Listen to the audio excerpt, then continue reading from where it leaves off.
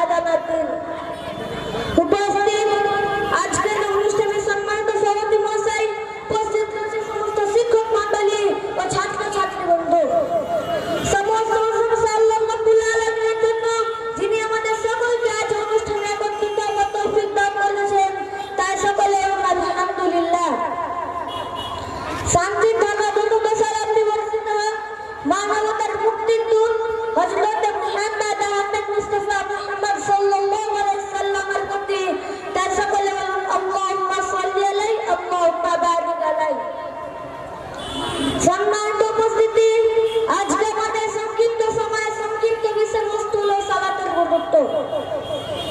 সালাত এমন একটি ইবাদত যে একজন মুসলমান ইমানের জীবন্ত প্রমাণ, ইসলাম ধর্মের দ্বিতীয় ইসলাম ধর্মের মুমিনের জীবনের আলোক পরিচিতা।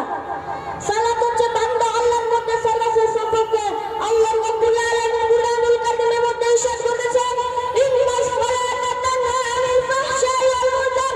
নিশ্চয় সালাত দাসত্ব আমরা এখানে দাস থেকে বিরত রাখে। সূরা আল-আনকাবুত আয়াত নম্বর 45 আল্লাহ রাব্বুল আলামিন সূরা লুকমান আয়াত নম্বর 18 বলেন, হযরত লুকমান আলাইহিস সালাম তার পুত্রকে আদেশ দিয়েছিলেন, ইয়া বুনাইয়া আকিমিস সালাহ, হে পুত্র তুমি সালাত কায়েম করো, ওয়া আমর বিল মা'রুফ, সৎ কাজে আদেশ দাও, ওয়া নাহি আনিল মুনকার, অসৎ কাজ থেকে নিষেধ করো, ওয়াসবির আলা মা আসাবাক, এবং যা কিছু তোমার উপরে আসে তাতে ধৈর্য ধারণ করো। রাসূলুল্লাহ সাল্লাল্লাহু আলাইহি ওয়াসাল্লাম বলেন, আস-সালাতু ইমাদুদ্দিন, মান আকামাহা ফাকাদ আকামাদ্দিন, ওয়া মান হাদামাহা ফাকাদ হাদামাদ্দিন। আস-সালাতু ইমাদুদ্দিন, সালাত হচ্ছে দ্বীনের স্তম্ভ, মান আকামাহা ফাকাদ আকামাদ্দিন, এবং যেটা সুন্দর আছে দিন প্রতিষ্ঠিত হবে, ওয়া মান হাদামাহা ফাকাদ হাদামাদ্দিন, যেটা ধ্বংস আছে দিন ধ্বংস হবে। প্রিয় ভাই বোনেরা, আজ আমার প্রিয় ভাই বোনেরা, সালাত এমন একটি ইবাদত যা মানুষকে পরিশুদ্ধ করে দেয়, আত্মাকে শান্তি দেয় এবং জীবনের প্রতিটি ক্ষেত্রে আল্লাহর ভীতিতে জাগিয়ে তোলে। সালাত মুমিনের জন্য জান্নাতের চাবি। রাসূলুল্লাহ সাল্লাল্লাহু আলাইহি ওয়াসাল্লাম বলেন, যে ব্যক্তি নামাজ কায়েম করবে তার জন্য কিয়ামতের দিন নূর নমানো উঠতে হবে, আর যে তা ত্যাগ করবে তার জন্য কোনো নূর নমানো উঠতে হবে না।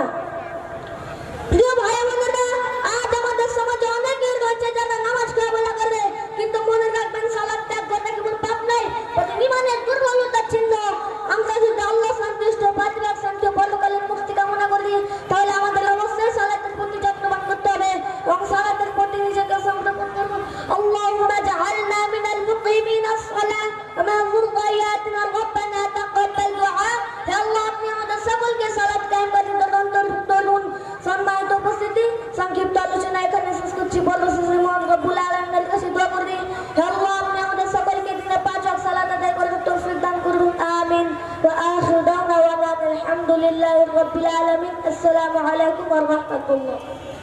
ওয়া আলাইকুম